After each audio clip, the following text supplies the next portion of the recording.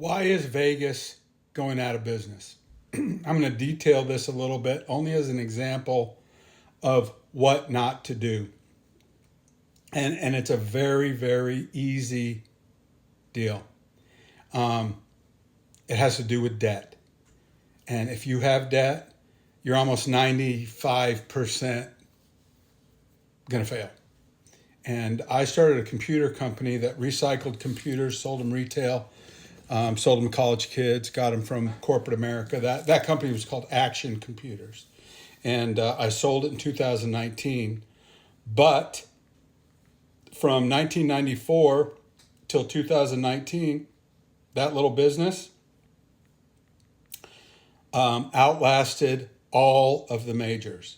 RadioShack.com, CompUSA, Circuit City, Electech. I mean, hundreds of tech companies went under, and my little company was still thriving. And it's also still in business. It was sold 5 years ago, and the guys are still running it, and it's still a profitable entity. And you want to know the reason why?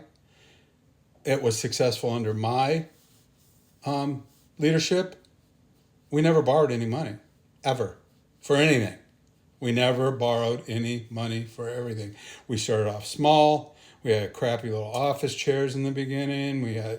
Everything that we had was used, and if we needed to buy a truck, we paid cash for it. If we needed to buy a warehouse, we paid cash for it. We saved up our money, and when times were lean, I mean, we had no problem, and that leads me to a huge example of something that's failing because of debt, and that is Las Vegas.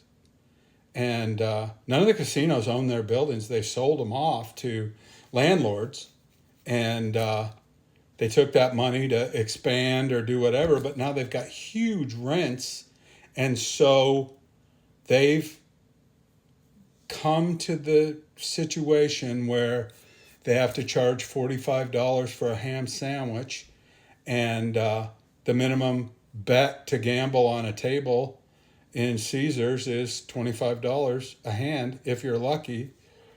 Everything is horribly expensive, and they're hemorrhaging money, but you can't raise the price anymore.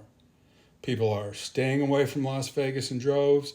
They're losing money like it's going out of style. These resort fees, I mean, they are ruining something that was wonderful. I mean, they're killing the golden goose because they're borrowing money, and they sold their real estate assets. And those people are making, $2-3 billion in rents. And the people that are running the casinos are having to raise the prices. They can't keep up with it. You're going to see a massive, massive failure. And I don't go back there. And I used to love going. We used to go 3 and 4 times a year, and we get a comped room and all this other stuff. But they've ruined it. They absolutely have ruined it. And there's a lot of other companies that you're going to see go under. These automotive companies that, just absolutely raped and pillaged during COVID, selling cars for $10,000, $15,000 over sticker. And, the public has responded to the $90,000 pickup truck with, screw you guys. We don't need it. And you're going to see some massive collapses in the automotive industry. Maybe these tariffs are going to help a little bit, the American car companies, and bail them out a little bit. But if you're doing something with a small business or your small family or whatever, the first thing that you can do is pound down your debt. Then from there, you make little investments in your business or your investment accounts or whatever, but you can't make 29% on your money. You can't do it. There's no stock that you can buy that consistently does that. there's very few businesses that you can run that, you can overcome that. But you put someone on a credit card and don't pay it off, they get 29%. So unless you're the credit card company, don't use credit cards unless you're going to pay them off every month.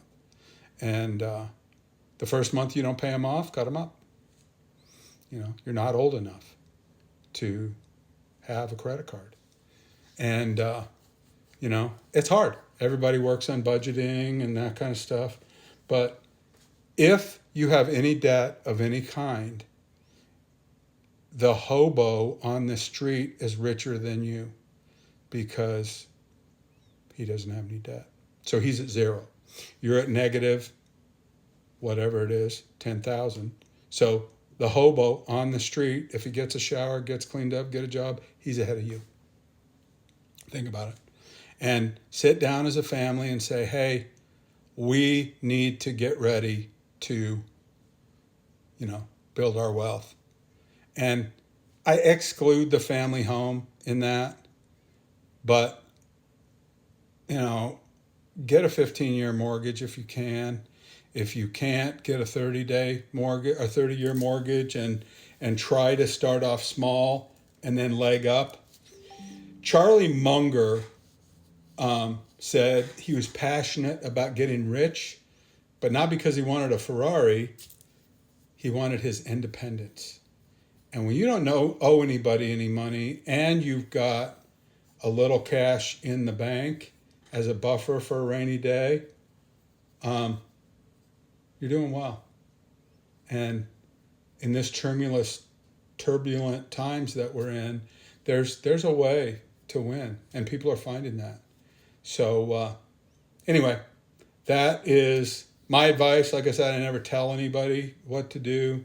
I only tell them what I did and how it worked out for me.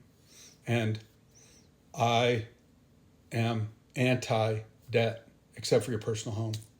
And that includes rental real estate. I don't borrow money for rental assets. I form partnerships if I need to, but we're all cash. And that's happening right now where investors, even if they're at 3% on their loan, they're cash flowing $200 a month, and the renter's paying off the mortgage, blah, blah, blah. And then taxes double, insurance doubles. All of a sudden, instead of cash flowing $200, they're having to pay $200 or $300 a month forever. They can't get out of it.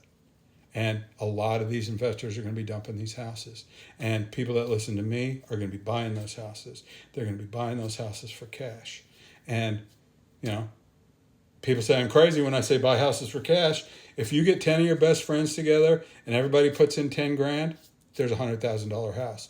It's not as sexy, but it's bulletproof. So if nobody told you that they love you, I love you.